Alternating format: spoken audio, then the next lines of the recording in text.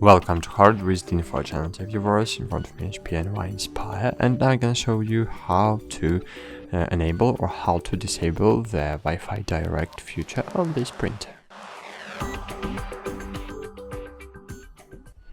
To do it, first I need to open the control panel and click on the settings button to open the settings. Then scroll down and find here Wi-Fi Direct and enable this feature. Unfortunately, we can't check the Wi-Fi Direct feature right now.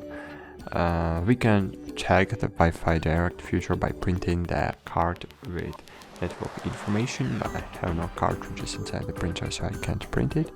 But the second way to check the Wi-Fi Direct password is to find it in AWS, so in embedded web server by the computer. So that's it. Thanks for watching, like this video and bye. See you.